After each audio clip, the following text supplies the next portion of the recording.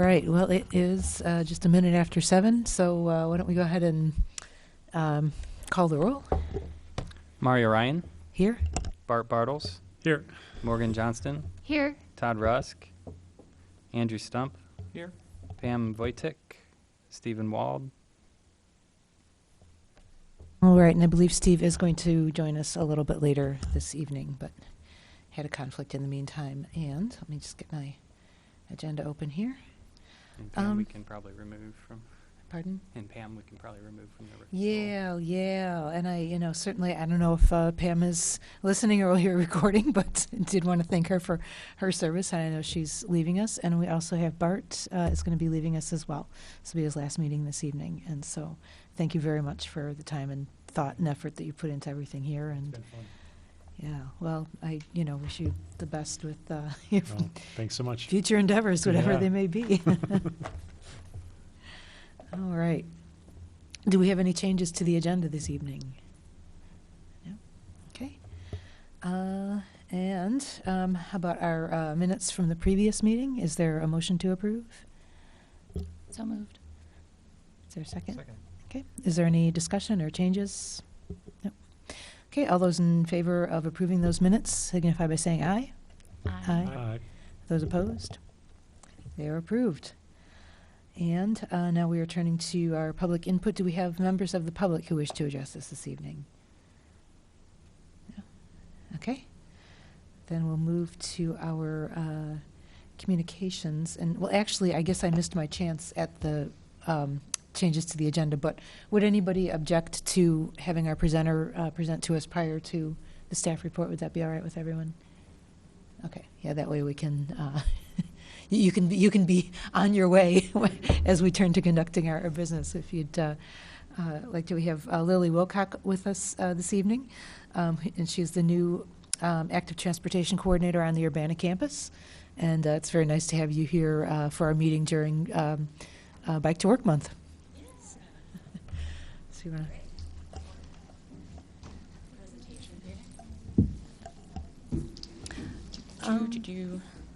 possibly not. Yeah, if you. Yeah. It's on, so. Okay. Oh, I was going to say, right? That's good. I thought, we don't have the. Yeah. Oh, you guys can see it? All right. We can see it All right. here, but I don't know if folks elsewhere can see it.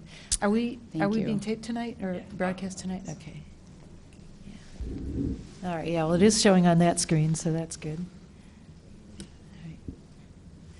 And, although, is it showing on that screen? Can folks? It oh, is. Okay. Yeah. All right. Very good. There we go. Great.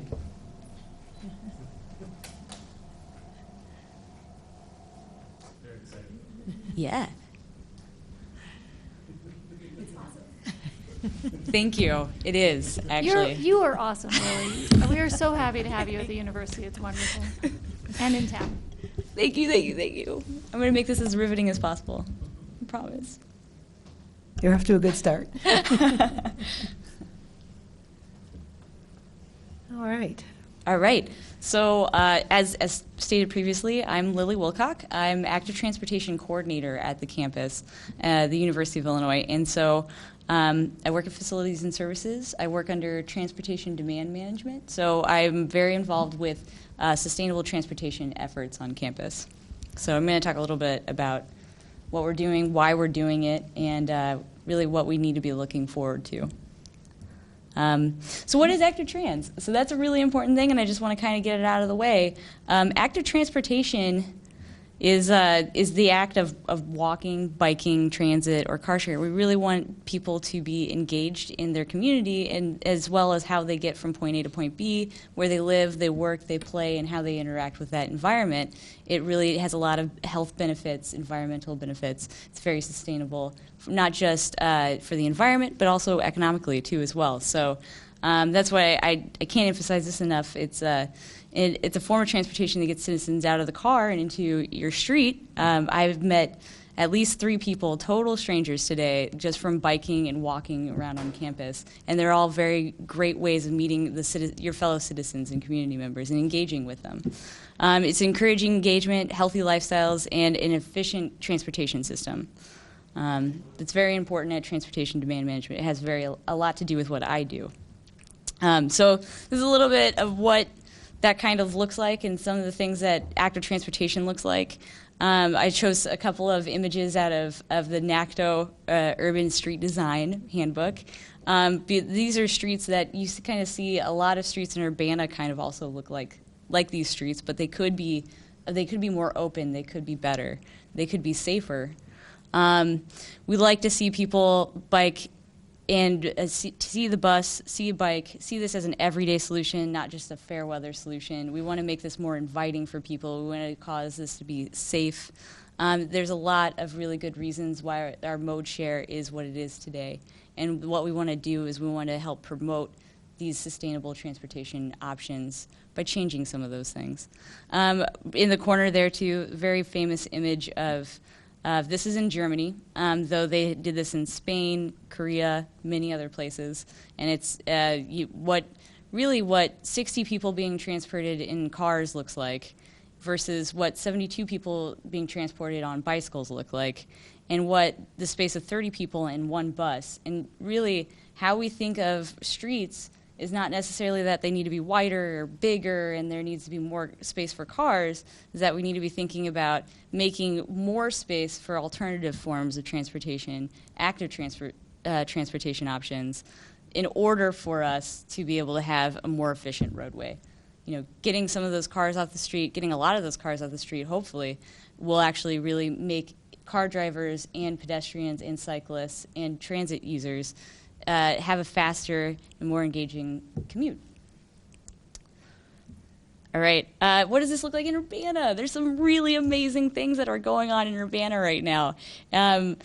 So we have active transportation is very much involved in the core of IMCOR. IMCOR is going on. It's going to get started actually in September. We're working on parts of the campus in Champaign and Urbana, Green Street, also White Street. So that's really exciting.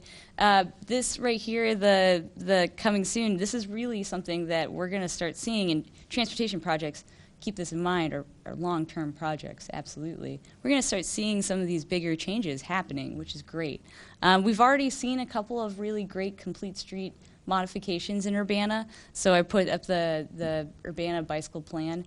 I will always love the cover of the Urbana Bicycle Plan. It's a really good picture of Main Street in downtown. There's also another really good picture of Goodwin on campus. Guideway signs, there's a lot of really great suggestions and things that we're looking forward in the future to really encourage your everyday Urbana citizen to use a sustainable form of transportation. So healthy and engaging transportation options that encourage everyone to use our streets does not happen overnight or in a vacuum, and that's why it's so important for what you guys do here today. And it's also really important for all of us to be thinking about how can we keep working to make the future generations, not just what we have to do tomorrow and how it will change. Goodwin is really great when you see the restriping and how fast something, restriping, how easy that can be. But then when you're trying to make a whole environment change and behavioral change in your society, what does that look like? And it takes constant hard work in sustainability to make these larger transportation changes happen. That's really cool. And that's why we need to work really hard here. So that's very cool that you guys are doing this. Thank you so much for having me. So what do we do at Transportation Demand Manage, at Facilities and Services at the University of Illinois? We plan, we engineer, and we program activities. We do a lot of things. Today we had Bike to Work Day, and there's a lot of Bike to Work Month activities.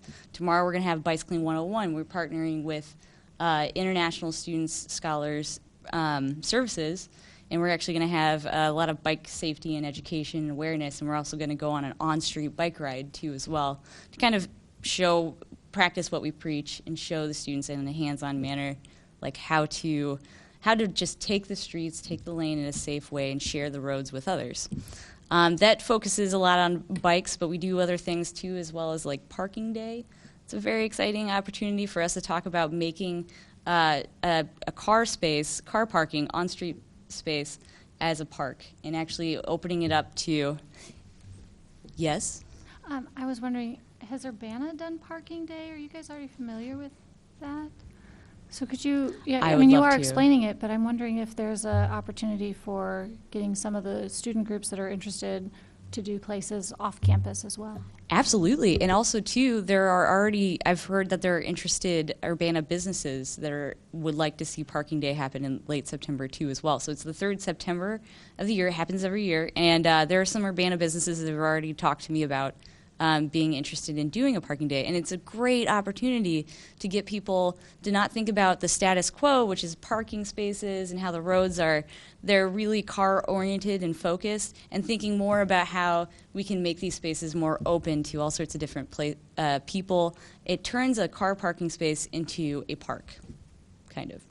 So that can be an art installation, and interactive and hands-on. It could be board games, or it could be lawn games. It could be just lawn chairs and music.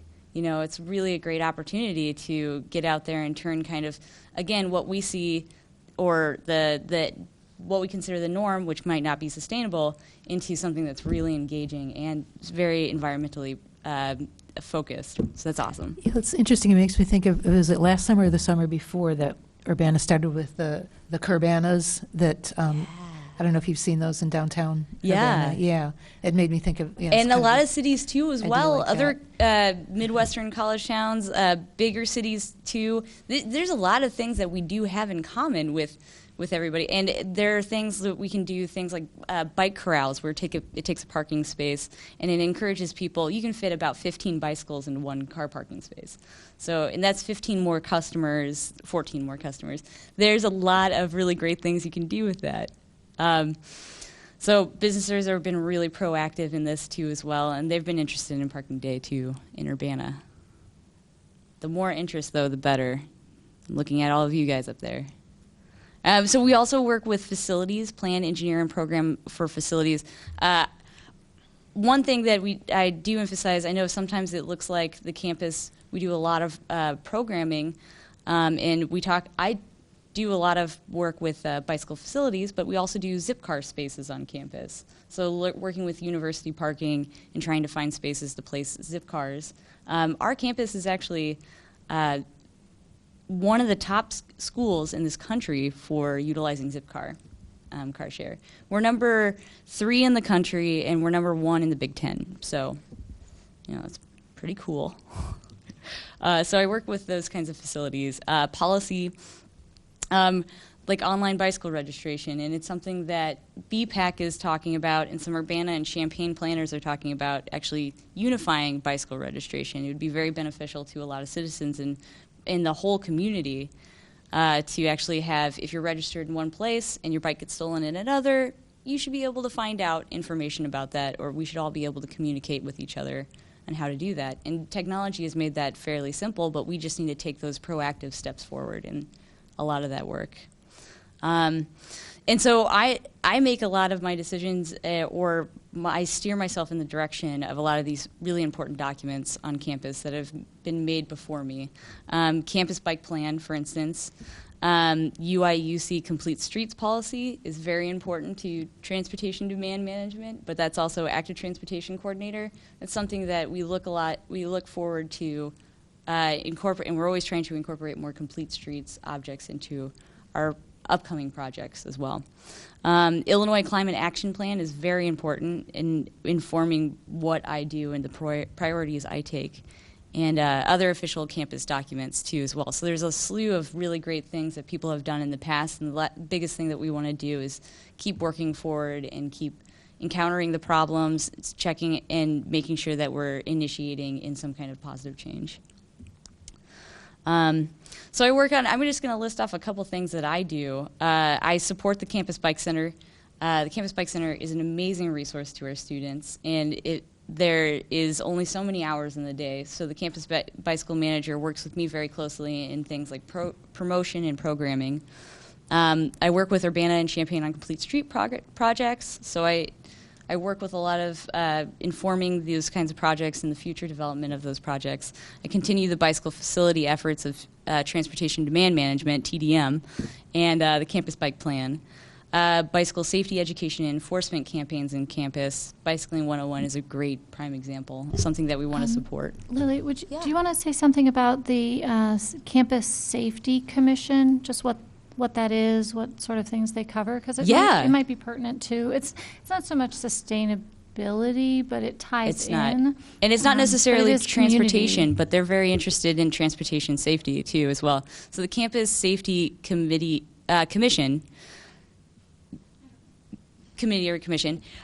is a really great group of people on campus. All of them have a great tie to social media, getting safety messages out. They work really hard at working on several different campaigns, and they've taken on and tackled some campaigns and done really incredible things to get students aware about. They've done things like sexual awareness in the past, and they've taken different safety messages and they unify all their efforts between a variety of campus leaders to get that message out to a large array of people. So it's something that I think, Urbana also and a lot of places have. It's hard to get a message out to a different crowd of people than your dense group of network of people. So it's great to have the commission. It's a lot of people from every part of campus, and we get together and we say, this is how we're going to tackle this, and this is how we're going to get this message out. And actually, they're talking a lot right now about pedestrian safety in particular, which that's a really exciting opportunity to pedestrian safety and bicycle safety, just to reiterate, is important when we're talking about sustainable transportation, because one of our biggest barriers to getting people to bike, to walk, to take transit options in their commute or to travel is safety. People are concerned about safety, particularly in bikes, but also in pedestrian travel. And even sometimes in transit, we find that we get a lot of comments from students about safety. So we are constantly trying to continue the education campaigns, further those to make people feel like they are empowered, that they know what's going on, and that they know what their rights and responsibilities are too as well, especially on the road users side of things. Thank you, Morgan. That's an awesome opportunity. So if any of you guys want to talk about that, let me know. Pedestrian safety planning and standards, development active transportation incentives. So a lot of things that we do in sustainable transportation sometimes are disincentivizing the status quo, the car driving. We were really interested too in working on more incentives. Why should you bike? Well, let's give you a good reason. And we all could think of a bunch of reasons why, but we're working with maybe more creative solutions or more powerful solutions for just someone who's not coming to these meetings all the time. Unify bicycle registration in the community and improve metrics and data collection for bike and peds. It's very, very, very, I can't emphasize this enough, important. If we're going to make smart and wise policy decisions in the future, we need to have better metrics for such. And taking actually some data collection would be very important for that. Sustainable transportation. It does not just affect our daily step goal. So it's not just about walking. It's not just about your health. It's really about all sorts of things. It ties into so many things that we're concerned about. And so I can't emphasize this enough. When you look at density or quality of life or land use, we're really talking a lot about also how we get around. So sustainable transportation is very important. Active transportation. So you guys are all really important leaders in this, and I love that you guys are meeting and you have made this time tonight to actually get together. You guys are our advisors, so these are some of the things that I think are really inspiring in active transportation, sustainable transportation. There are, for instance, there's a private business, QBP, stands for Quality Bike Products. Healthcare costs fell 4.4% from 2009 to 2011. No idea where they got those national numbers, but I thought it was very interesting that they track their wellness programs and they have incentives to riding bicycles. And when you do this, you can see there's huge effects in people's welfare. So it's great. That's awesome. That's what we want to encourage in our road networks. And when we plan and engineer in the future for our transportation, we want to be encouraging that and incentivizing that and making people feel like you know what, I'd rather, for my health, rather ride my bike. So then we've also got, this is a picture of UC Davis's campus. Parts of it are closed off to cars. It's very interesting. UCLA has a bike counter. I think there's also a pedestrian counter at Heat Sensor on the other side of that, but that's an eco-totem, so it really encourages people to see what they're doing, that they're contributing. This is a picture of folks in a northern climate where it's snowing actually walking to school. More and more communities are actually not encouraging that because they know that our transportation network and the status quo is so dangerous. They're disincentivizing or even arresting parents in some cases for letting their kids walk to school. So this is what we've got. This is what the positive message of you can make this change, and it's very cool. We'd all really appreciate it. So it's our town, it's our future. It's definitely your health, your environment, your money. Active transportation could also have a lot of efficiency and monetary benefits too as well, in our happiness. You guys rock. Thank you, as do you. Are there any questions or comments? Sure, I'll ask a question. Yeah, please. You mentioned incentives a few times. I'm just wondering if you could go over examples of what kind of incentives have been used. Absolutely. So these are all kind of in the planning stages right now, and we're working with groups on campus to do this. One really great idea that has been getting a little bit of traction lately is over the summer we're going to have a class at the university. It's a first-year students. They're going to be taking a look at prototyping a bicycle counter. And what it will do is it'll actually give that bicycle user a unique ID using radio frequencies. And what's really cool about that is it'll all instantaneously, over an internet connection, be uploaded to a spreadsheet, and we know then that person or this bicycle biked to work or to school that day.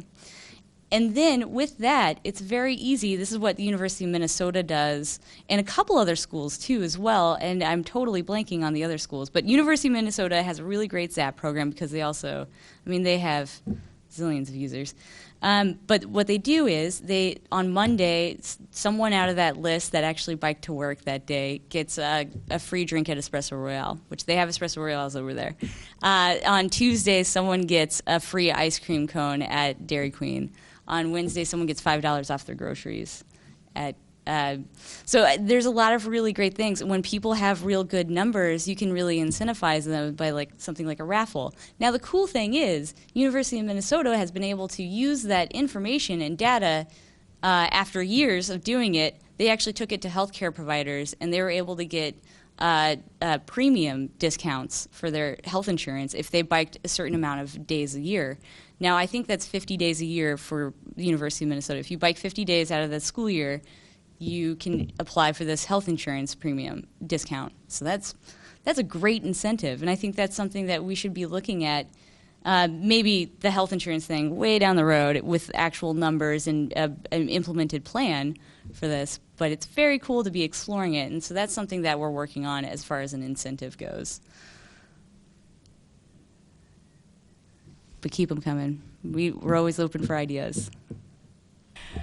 I'm somewhat curious about the role of, because there's the act, and the reason I don't bike to work is because I work from home, and getting my bicycle up the stairs in the morning would be cumbersome. But I'm also aware that there is sort of energy savings to be had by people instead of commuting, working from home. I was just curious, if there's any element of that in any of the work that you're currently doing, or So that's super interesting. Right now, I'm really just focused, and this might come into where I work for transportation. And so I don't necessarily just work on sustainability, but we would like to be encouraging that. So what's really interesting is, my current work is it's involved in getting people from point A to point B, and not in the working from home or telecommuting, which we are not telling them just to stay at point A. Yeah. Not taking a chartered plane to get to point B. Yeah, absolutely.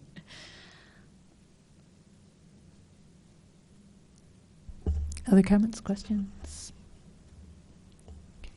Well, thank you. I appreciate your coming out tonight and talking about Thank what's you, going on on guys. campus with active transportation, and welcome to the community. It's great to have you here. Yeah, and I can't encourage you guys enough. You guys are doing really important things here, so keep it up. Thank you. I'm going to stay. All right. And I think we'll maybe circle back to our monthly staff report.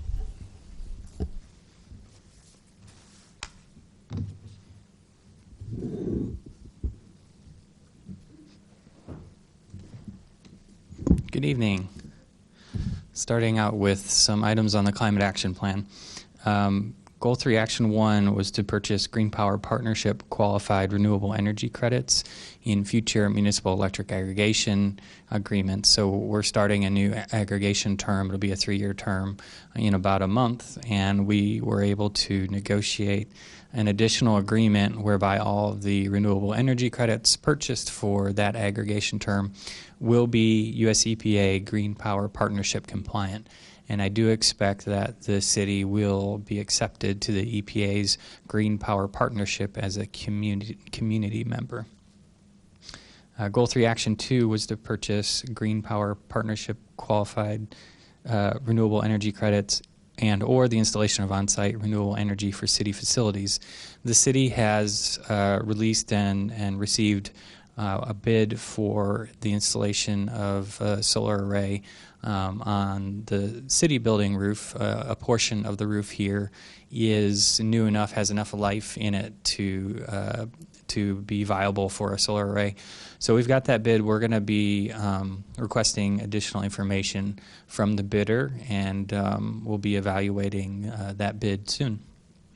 Scott, how much is there a metric of how much renewable energy for city facilities? Is it like a certain percentage? I can't remember in the goal. It's just to do some. It's not. Right. I don't think there's a numerical goal, just to evaluate it and pursue it. And is the array that you're talking about a certain size, or is that still open? My recollection was it was a 24 kW or just under 25 because you get a better SREC price for that. And it's just a couple percentage points of this building's total demand.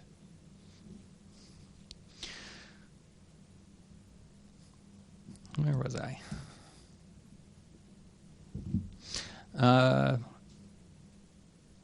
The city participated in a multi-city. That's the same one. Sorry.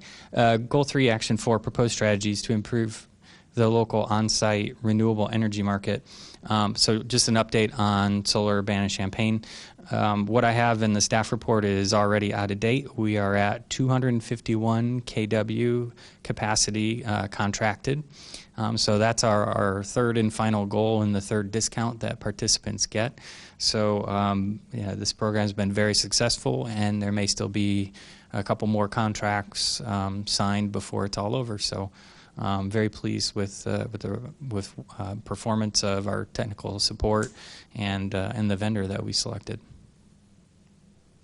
Goal 4, Action 2 was to evaluate funding needed to increase tree pruning cycle to preserve existing trees. What I have written in the description here is different than the note that was in the Climate Action Plan.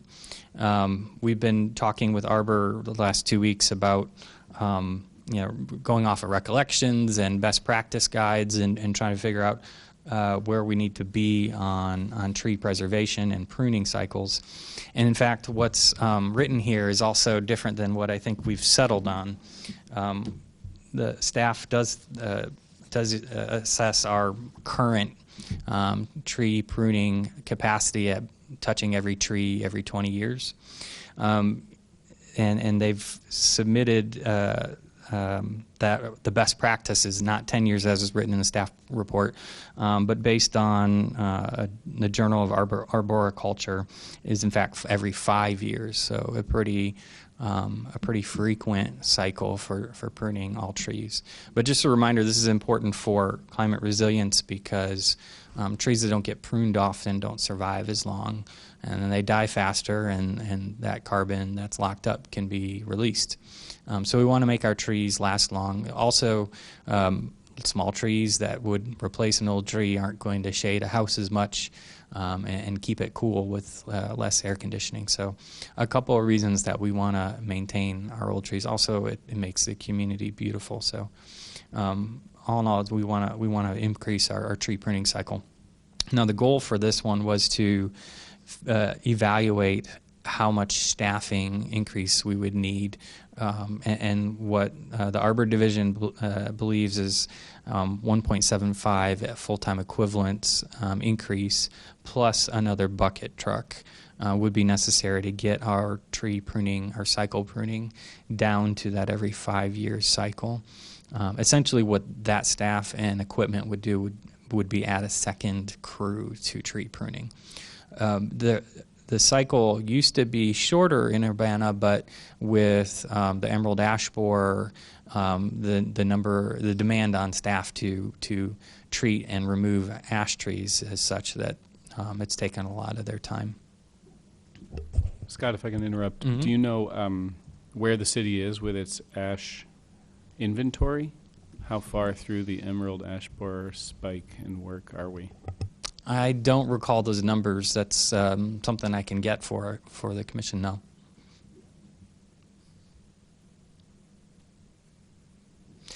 Goal 4, Action 4, also related to trees, our tree canopy, our urban forest. The goal was to reduce tree species, genus, and family preponderance to 5, 15, and 30% respectively. So we have evaluated our tree inventory. We had to do a little bit of additional analysis outside of the actual inventory tool. But we've determined that the tree species and the tree family goals have been met. We've met those, but not the genus. And so you can see in terms of species, our most popular or preponderant species is red maple, but it's at 3%. So that's under the 5%. And in family, we are under 30% with Fagaceae at 21%. But the genus is at 20% Acer over the 15% goal. And I believe Acer is also maple, right? Yeah. So we have a lot of maples. So the first thing we might think is, okay, we're not going to plant maples for a long time. But that's in fact a bad idea, because then 20 years later, 30 years later, when your existing maples age out, you have sort of a crash in your maple population. So you actually have to maybe slow maple planting, but perhaps just plant more of the other types of species so that we can get that genus of Acer down.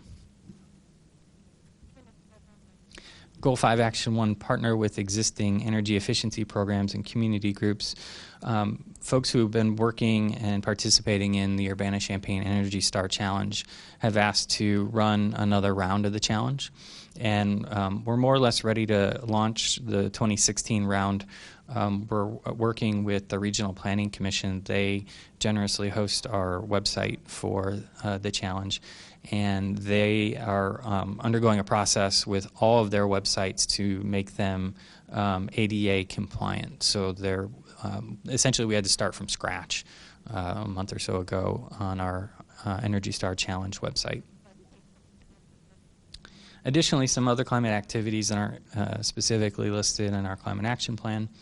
We're working on developing a process whereby the Environmental Sustainability Division will make LEDs and perhaps some low-flow water-saving fixtures available to the Grants Management Division in Community Development Department, which oversees federal housing grants.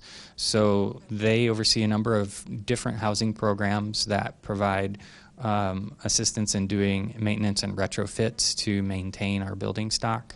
And those programs typically serve seniors, low-income, and disabled households.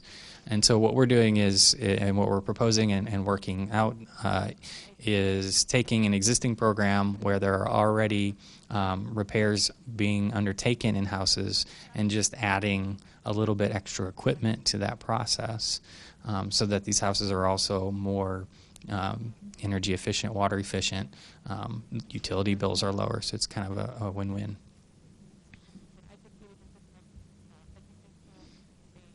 Moving on to the water plan, Action 1, Goal 1, or that's redundant. It's actually aspect, sorry. It should be Aspect 1, Goal 1, Action 1. Track potable water use for community and for City of Urbana facilities. You'll see it tonight, and you've seen it before. We already track water consumption for City of Urbana facilities. We've had some discussions with other communities, other cities in our region about sharing and comparing basic environmental metrics like energy, water, waste, creating some sort of platform where we can all share apples-to-apples type statistics. So we haven't come to any conclusions on that, but that action is underway. Aspect 1, Goal 1, Action 2, demonstrate, promote, and or incentivize practices to reduce potable water use. We will again be conducting our compost bin and rain barrel sale on May 14th this year. It'll be 9 a.m. to 3 p.m. and again in the parking lot north of the city building, and that's 208 South Vine.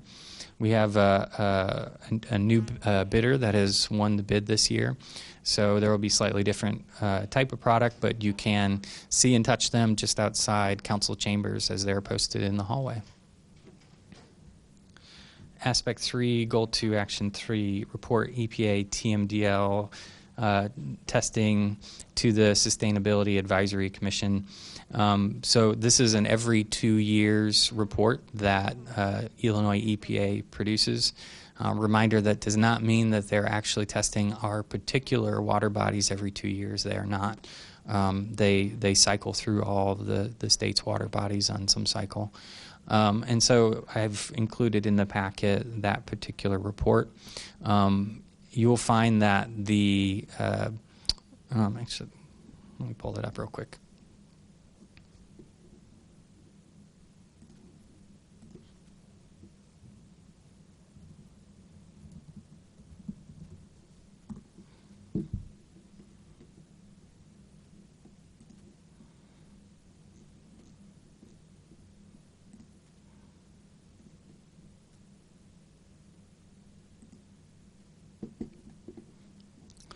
So you'll find that the main table is the same as it was in the previous report, essentially meaning that we haven't had any new testing to come to any different conclusions on our water bodies. The other difference in this year's report is, now that we have 3 years of data, I've included a stacked area graph so that we can observe easily any changes. So there was a change from 2012 to 2014 in terms of what EPA published, but no change 2014 to 2016. So the ones that are not assessed now, are those going to remain not assessed, or is EPA going to expand what they're checking? I don't know the answer to that. Okay.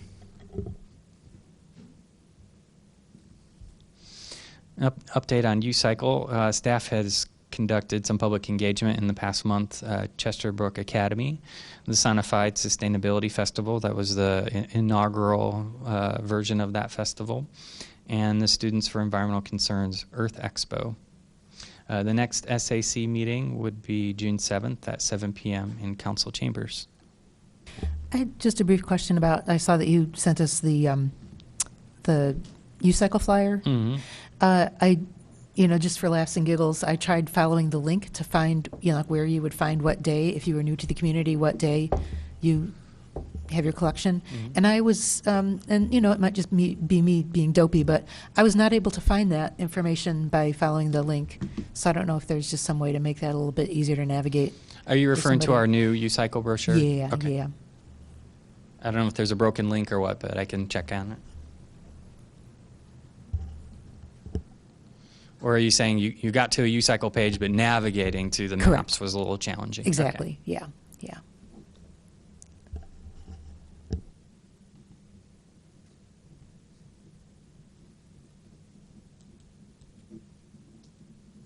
I had one other document in the packet, the annual waste diversion report, which I will navigate through real quick. And then I also have a few slides for additional environmental metrics that I wanted to share.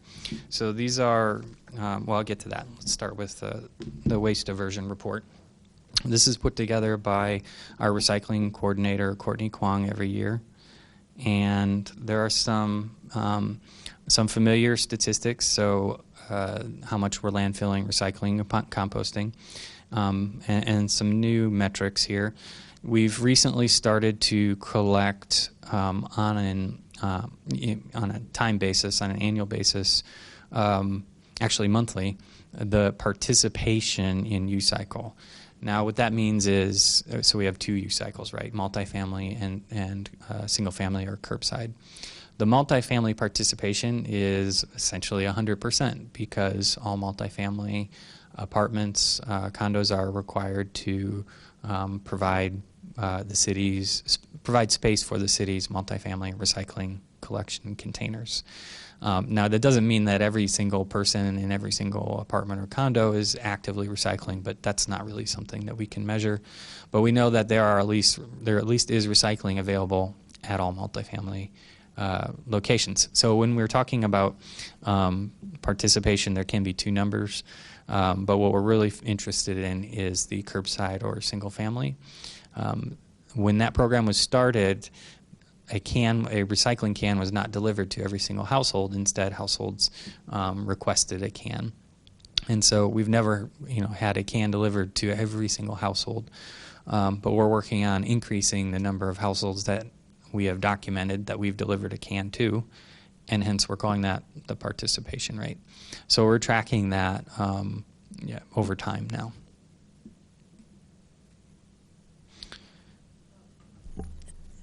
I was wondering, with the turnover of people, have you thought about ways to kind of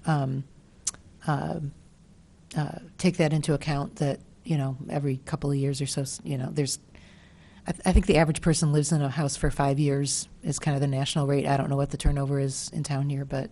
Yeah, there'd be some fuzziness in that data, right? So if someone moves away and the next person moving in sees a recycle can but never uses it, okay, we are kind of counting them as a participating household when they aren't. If someone's recycling container breaks and they stop using it but don't request a new one, again, we're overestimating there. I'm just curious if there was any way to, just kind of, and this would be more of a long-term thing.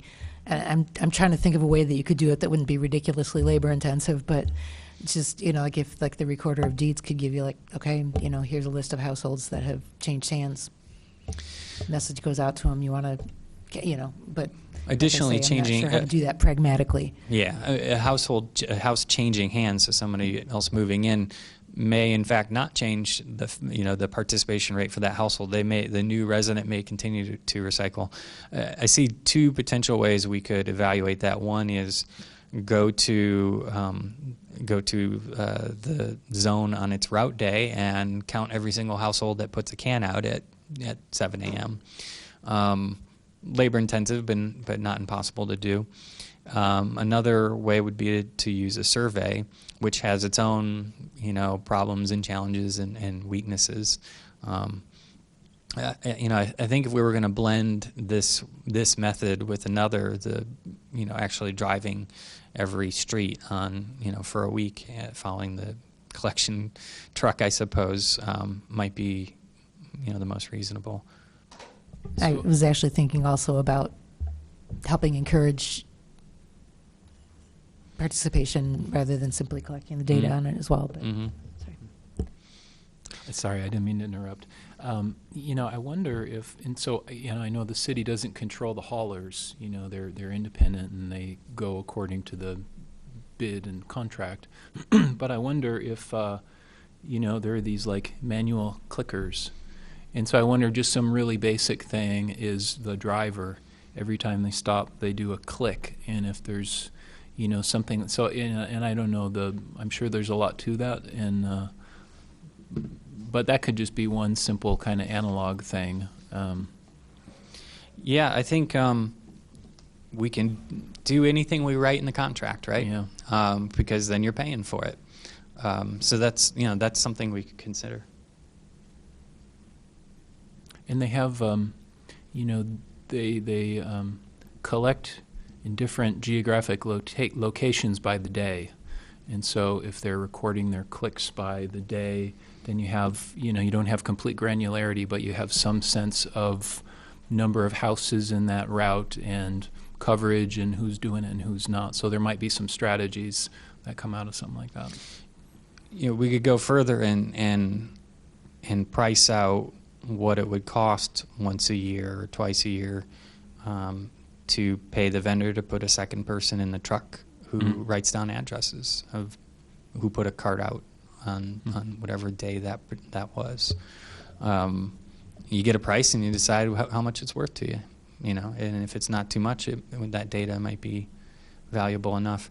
One thing we've done in terms of making the data work, getting more households to participate, is based on the methodology we have now, who we've delivered a cart to, we've done direct mail, and that was extremely effective at stimulating households to call us back and say, yes, I would like a cart.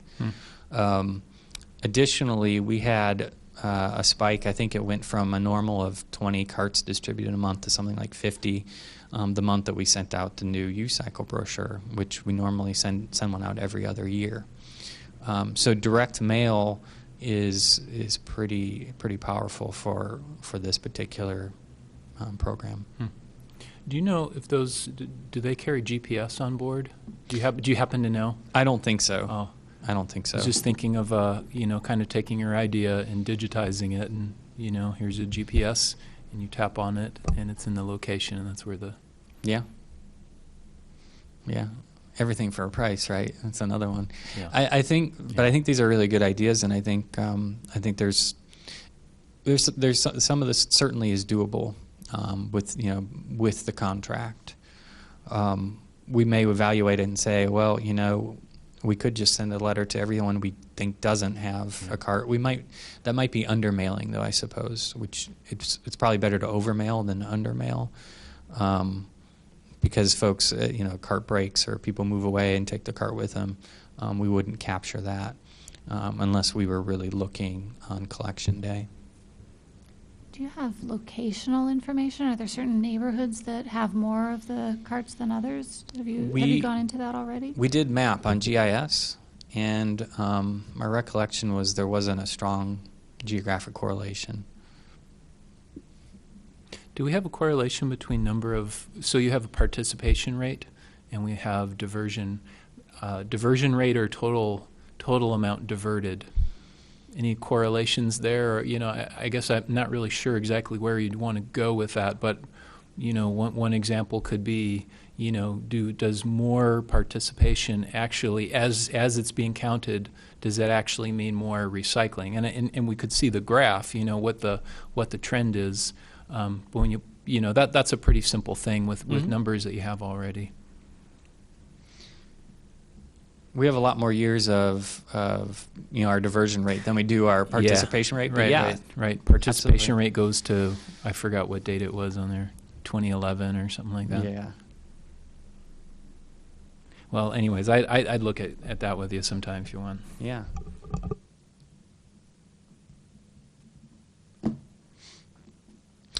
So Courtney also used some greenhouse gas calculators to show, what the amount of climate emissions that we're saving through our recycling, and that's really nice to see those.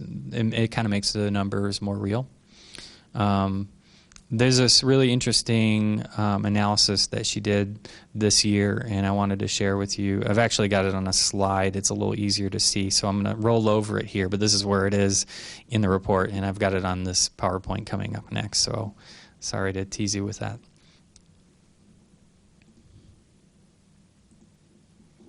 Okay, as I mentioned, we have this annual environmental metrics report that we expanded a little bit this year.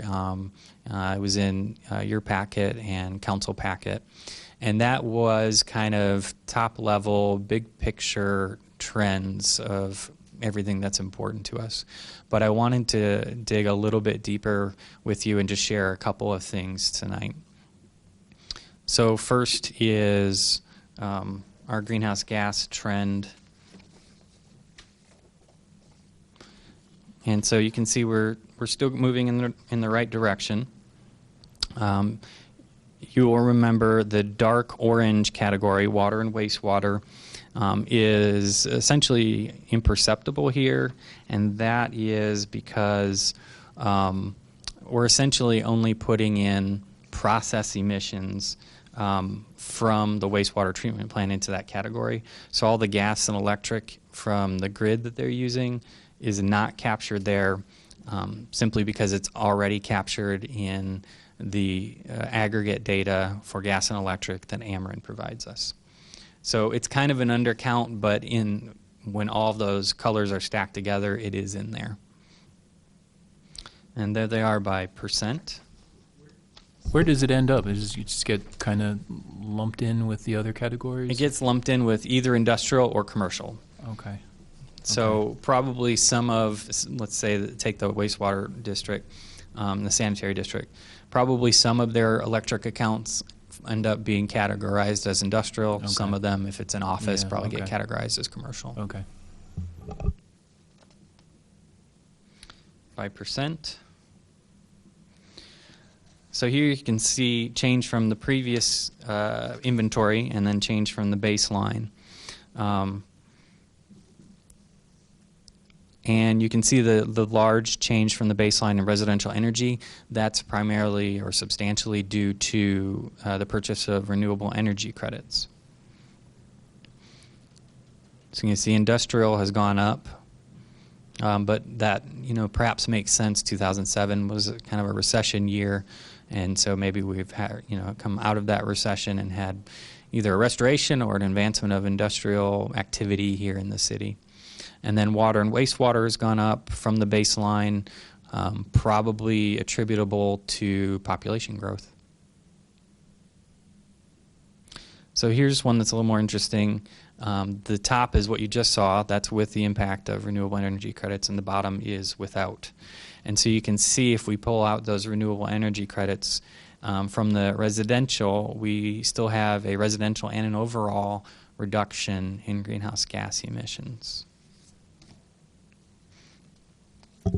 So is some of that a reduction in energy use, or is some of that a change in the grid from coal to natural gas because of the fuel prices? Right, and probably the impact, some of that is the impact of the renewable portfolio standard, which is more or less the same as what you're saying, the change from coal to natural gas and other generation sources. So it's just not really, we don't know for sure that the residential energy consumption is going down, just with the emissions. Well, we can see that too. Next slide, I think. So here's community gas consumption spike with some cold winters probably there. And you'll see the industrial gas kicks in 2014 because prior to that, the data Ameren was delivering didn't have a category for industrial gas. That was just rolled up in the commercial gas. Also, community kilowatt consumption. It is down.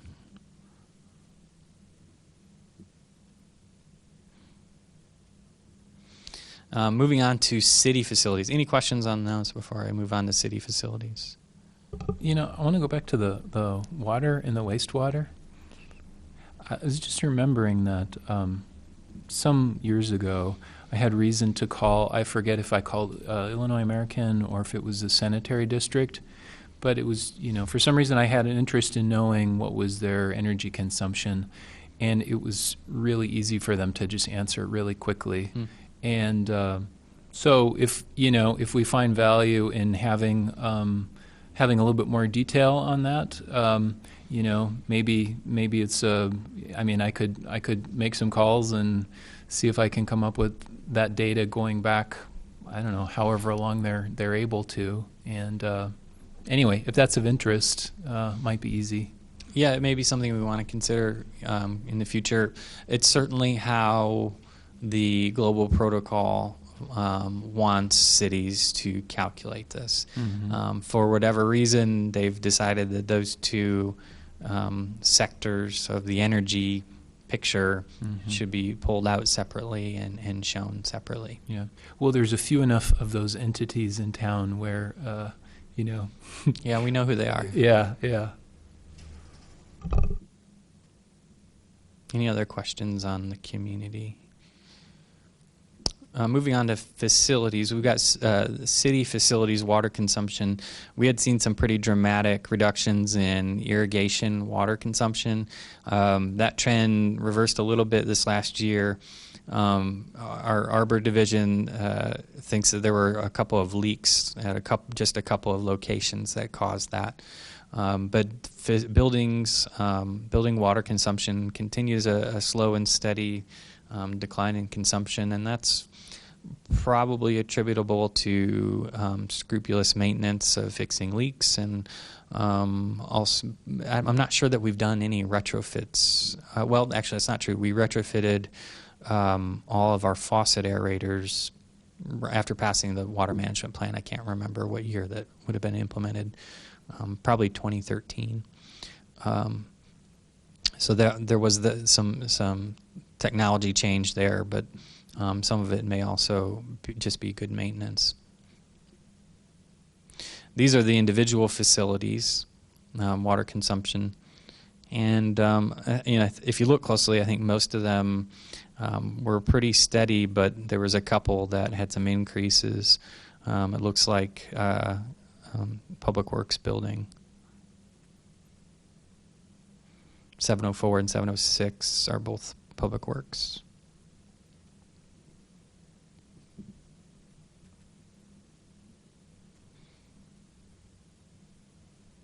I'll give you a minute. It's a lot going on in that chart.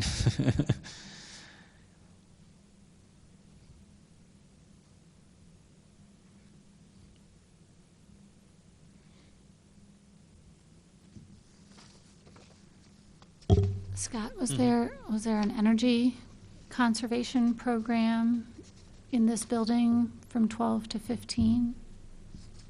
Say again? Was there an energy conservation effort in this building during this time? So you're talking about the water went down, like looking at this one that had a large decrease, that's this building.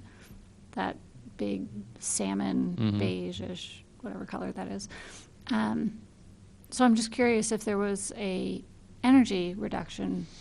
I don't think I included our energy, our facilities energy consumption. I don't think I dropped that in this PowerPoint, but because on campus we focused on energy conservation, and we just somehow got water conservation too. On the water conservation because they're tied Yeah. for us. I don't know if that's the case here or not. You had your computer cooling project, right? Remember you had the single pass. I wonder if that's... Oh, yeah, that's the other technology change we did, yes. Yeah.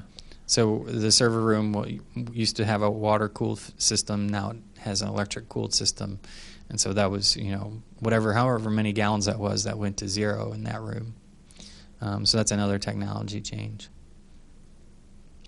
But yes, we've, so years ago we switched most of our linear lighting to T8s.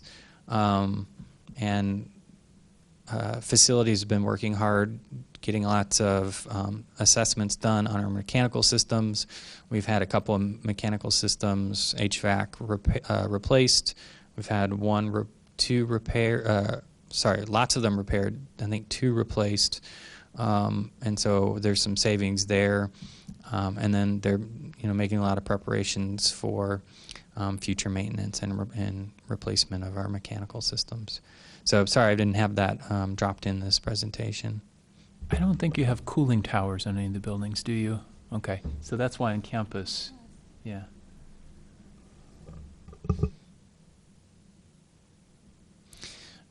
And so this is that same chart that was in the water report. Here's a look at our waste diversion. You can see what's being composted has gone up twice in this time period that we've been collecting this data. Recycling kind of went up and came back down. Same with landfilled materials. So this is the slide that I mentioned earlier. I wanted to share with you. What Courtney has done is she's taken, for U-Cycle, she's taken the total amount of tons collected annual reported by our vendor and divided that by the amount of money we spend on the contract to get a cost per pound. We also get from all of our private haulers, private garbage haulers, they do annual reporting of the total tonnage that they collect from Urbana. And we assigned a cost to that by averaging their reported per household price for their service, and then multiplied that out times households to get something around an estimated amount of money that our residents spend on solid waste. And so we can get a price per pound. And so when we compare those, we see curbside or single-family U-Cycle at about 4 cents per pound, multifamily 15 cents, combined average 7, and then the cost of solid waste 10 cents a pound. So I think that's interesting in that our U-Cycle is pretty competitive with the alternative of just landfilling our materials. I'm curious why the multifamily costs more than the single family.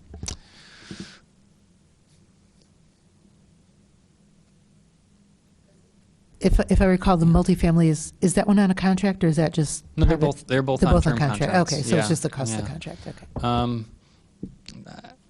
I've asked that question and I've gotten the answer, and now I can't think of it. Well, it may be that phenomenon you were talking about before, that every multifamily unit has the bins there, but that doesn't mean that people are using it, so it may drive up the cost per pound if they're stopping at every multifamily place, but they're not collecting as much.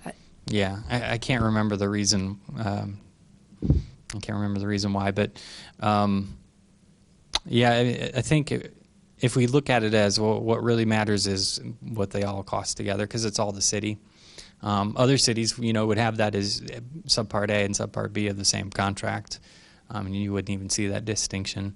But yeah, it's worth looking into.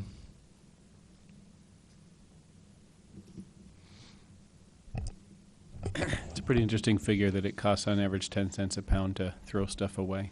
That's one that might, make a fact sheet someday if people just think twice, when you're taking out the garbage. Well, hopefully, when you're at the store and you're going to either take a bag or not take a bag, or take a look at how much packaging is involved in whatever you're purchasing, some of those things as well.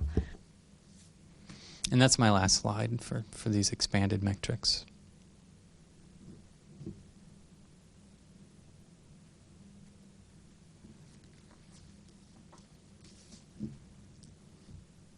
All right, are there any other questions or comments for Scott?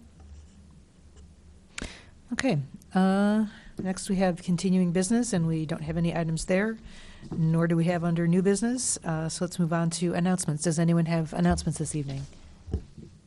I have one. We have a visitor in the chambers today, Dr. Jorge Bassa. He's from Ushuaia, Argentina, the southernmost city in the world. And he'll be giving 2 talks next week on campus about climate change in Patagonia.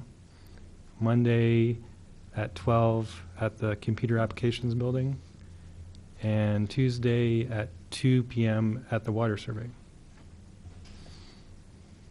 Great. Other announcements? I have an announcement. The Urbana and Champaign Sanitary District will host an open house Saturday, May 21st. That will be 9 a.m. to noon.